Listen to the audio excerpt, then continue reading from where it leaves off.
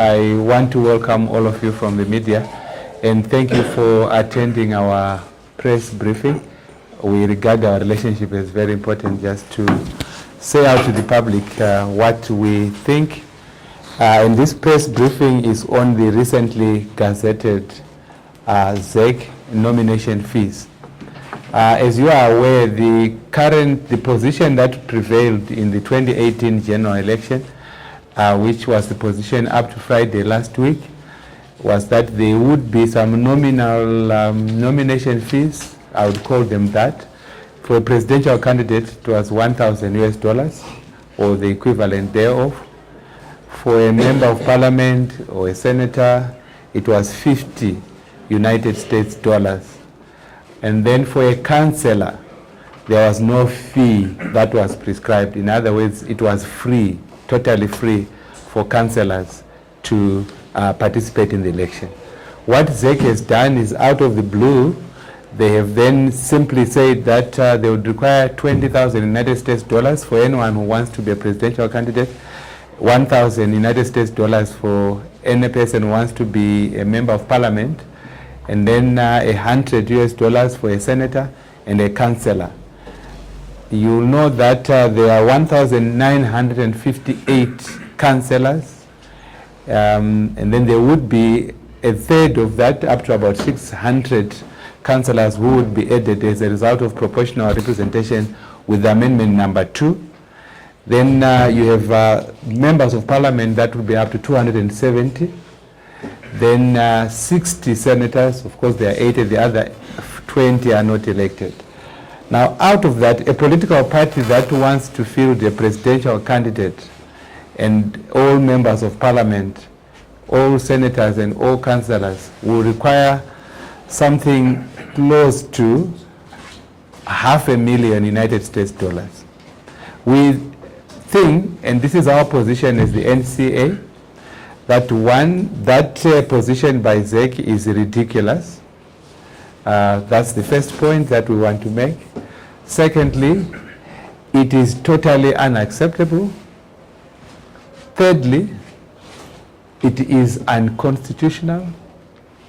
Fourthly, it is undemocratic.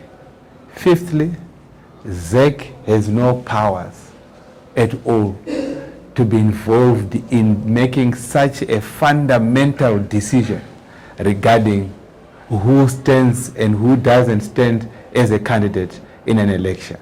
This is the position of the NCA. I want to give detailed reasons publicly why we believe that all those positions are valid. I'll start with the ridiculous position. Now, it is completely inconceivable that if a constitution says that every Zimbabwean citizen is entitled to vote, every Zimbabwean citizen is entitled to hold the public office if they are elected. That in itself is a clear constitutional right that would be exercisable by any Zimbabwean who wishes to be doing so. Now, to imagine that you have to put a monetary requirement means that there is a misunderstanding of what these nomination processes are all. Historically, in this country, it has always been understood, and correctly so, that nomination fees are nominal. They are like if you want to go and get a birth certificate, we will ask you to get some nominal fee, perhaps $2 or $3. You want to get a national ID, we call those nominal fees. Imagine someone waking up and saying, well, we are going to ask you to pay so much United States dollars for you to get a birth certificate. That is ridiculous. It's a misunderstanding, a total misunderstanding of what nomination fees are supposed to do. They are simply nominal. And that is where the issue is. Now, under the republic that we would call the First Republic, I think we went with that republic for over 37 years. It was clear in this country that anyone can stand up and become a candidate. And in fact, that is why under that First Republic, you could have the thousands of people that wanted to stand as councillors simply going in and having your nomination papers filled in. Now, this position that is coming, which is ridiculous, is coming under a so-called Second Republic, which in our view can tell you how much ignorance there is in that republic regarding the rights and certain preconditions that would make our country a democratic country. So first, it's ridiculous. The second one is that these positions are undemocratic. It must be free and fair, and by free, it actually means free. Then the other issues about lack of violence, lack of pressure, they come in. The first thing, it must be free. If you want to vote, you don't pay money to vote. If you want to stand for office, you shouldn't pay money to stand for office. Everything must be determined by the wishes of the people. And the requirement that has been put now, looking at the figures, means that only those who are rich will be able to stand in for political office. It means that many of our people, imagine the women that are supposed to be part of the gender equality processes, how many women, marginalized people, are going to be able to raise those fees? They will have to find some funder for them to stand as candidates. How many young people are able to afford those fees when we encourage people to stand for office? And so it means that the democratic processes are going to be restricted to those that have the resources. And I've read some journalists in today's Herald defending that position, saying that you cannot have a democracy without money, that you cannot be a politician without money. I think we used to hear those views in the American political discourse, where those things are. And they are now being paraded here, coming from what ZEC did. Now, we know that if you want to expand the democratic space, allow everyone coming from the lowest levels of our structures in society to the highest levels to be able to participate in electoral processes. And that process would not be. If you want to pay money, for us in the NCA, our money was paid through the blood that was shed during the liberation struggle. And that is our position. We've already paid heavily to be candidates in elections. That's what it means. And so I'm sure our colleagues in ZEC do not understand what the liberation struggle was all about. It was to pay for some of these rights that we now enjoy. And so I will believe that is very undemocratic. It will close democratic space, only limit that democratic space to the Trumps of this world. I'm sure that you see in America, if you want to stand, you first announce how much money you've raised. The media knows this. You first announce how much money you've raised, then thereafter you stand as a candidate. So Zimbabwe is first wanting to become such a situation which is, and so we condemn it. But more fundamentally, we believe that it will restrict democratic space to the two dominant political parties. Our agenda in the NCA is to expand democracy by ensuring that we have a multi-party system, truly multi-party system. So it requires participation by many political parties. I think that the ruling party, ZANU-PF, would be funded easily. They will easily get that money. They have the resources to do that. They are funded by many corrupt people in this country who fund ZANU-PF. You know that. Everyone knows that. And so just two corrupt business people would be able to fund all ZANU-PF expenses. Then our other dominant colleagues who have been in and so on, they have so many friends around the world. And I read on Twitter that in fact people say, look, we will raise it.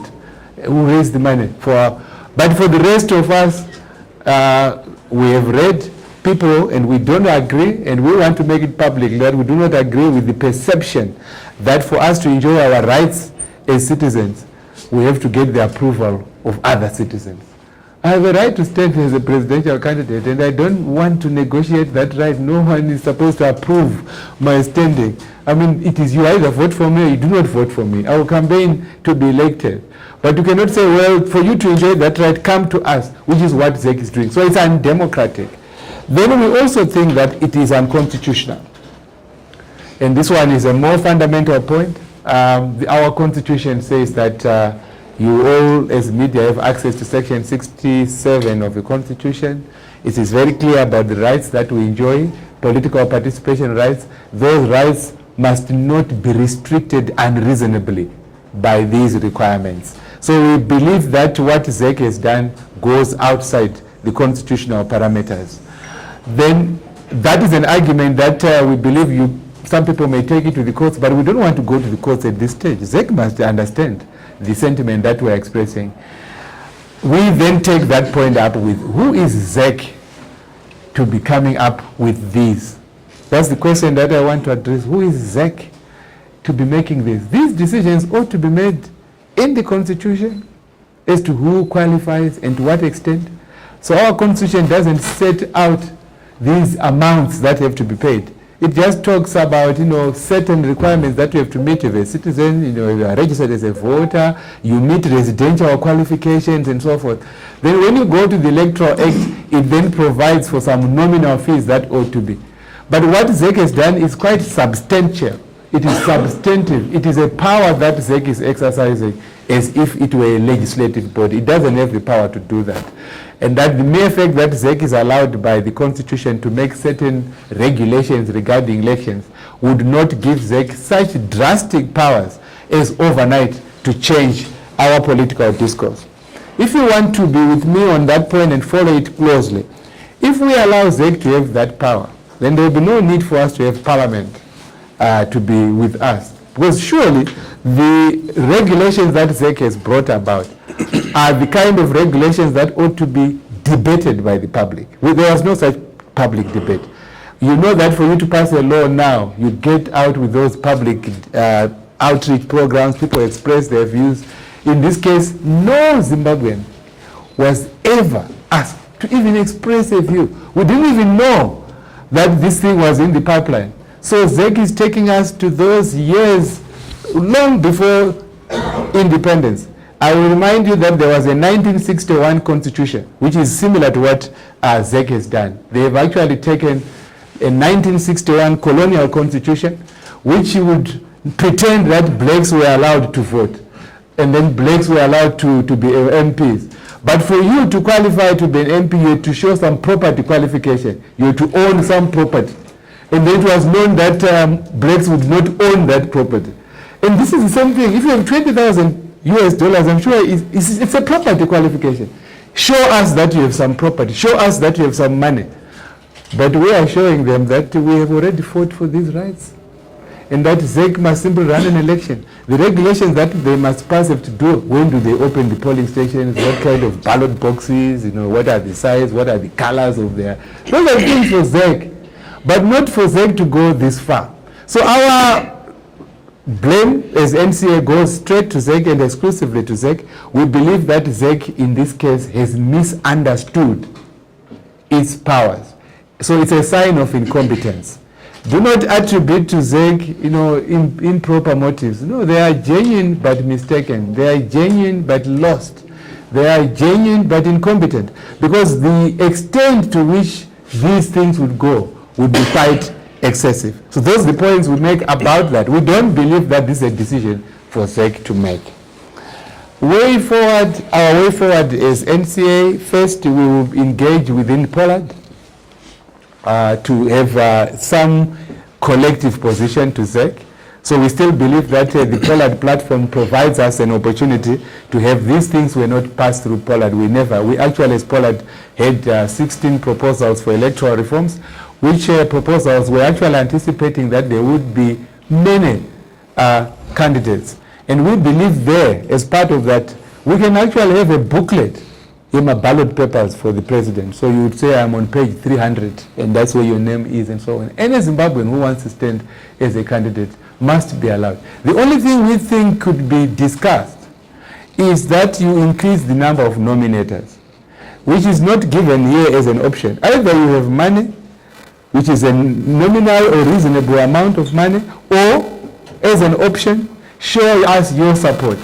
Now, why should you just put one option and say that? If I'm able to raise a particular number of thousands of nominators, that should be enough for me to participate in an election without paying any money. So this whole requirement of money, we believe, is not meant, because even that money would not necessarily support the election. The election would go into billions to run it. So the purpose of the whole thing is just to take out people, which is what some Zimbabweans have done. So our way forward first is to engage within Pollard. We do not believe that the current position is influenced by other people other than ZEC itself. And our position, as I've said, we think it's a mistaken view of ZEC, which they can easily correct, given that. So that's where we first pursue that. If that platform fails, of course, we will go to the courts as a second. But going to the court is the second option. We will seek to persuade our courts to agree that the statutory instrument and the amounts that have been prescribed by ZEC are unconstitutional, they are too excessive, they are exorbitant, they are irrational, they go outside the spirit of a multi-party democracy and so on. But I must emphasize that the court route is a second route, which will only come after we have exhausted the political route. The political route is to engage them. ZEC has already heard us. We'll get in, and I've read the media throughout. I've been able to find that the majority of the political actors in and outside Poland agree that these amounts are ridiculous. We will seek to persuade them that this is not a business for ZEC. Let's get out ZEC of these things, a political policy decision for Zimbabweans to discuss. At the very least, we will engage, we will encourage that there be public participation, there be public debate. And I think you will agree with me, media people and others who are listening, that look, why should such an important question be different from other questions that we are currently debating in the country? Public hearings, public debates.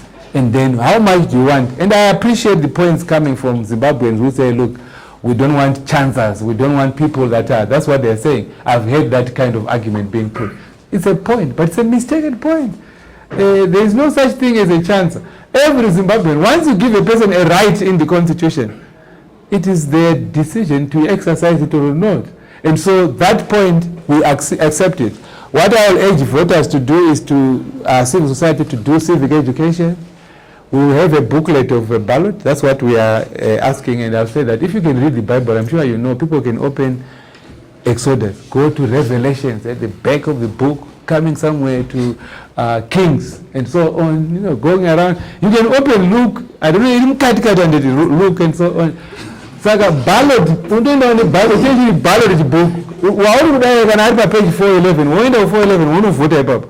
Kuti handisi kuda, I mean, go and vote. You go to a ballot process, unoda munhu wako ari kukambena. And I'm sure I'm clear on that. Wocheka kuti munhu wako ari page ani, wosvika unopuwa chibhuku ichocho, wonovhura page reyo. Kunoiritated say mother Zimbabweans who want to exercise the right. It's like someone saying, I don't want many newspapers. No more Herald, no Standard, and so on. Standard vinetaura vanhu varo vari kuda, Herald ne vanhu varo vari kuda, mavana ruda na wajena Herald, and things like that. But you must have mapepa akadi akawanisa. Ndonetsika nekutenga paper rekuerenga. Anizera ndizvo. Tova vari kuda. And so on, get that. That attitude is very dangerous for a democratic society. Citizens must not say, we are tired. Hey, you people are wasting our time. And I want to say, there's a long ballot paper, but we cannot have a country where we say that we will limit. So our position is very, very, very clear on that.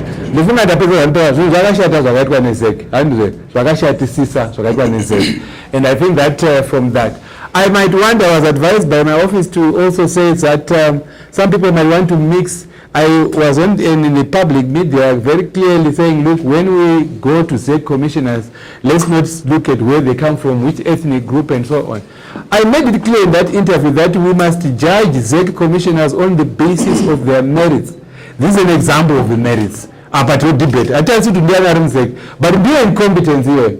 To say they don't understand what a nomination fee is all about. Well, a nomination fee is not about paying your way to be a candidate. A nomination fee is nominal. Let citizens exercise.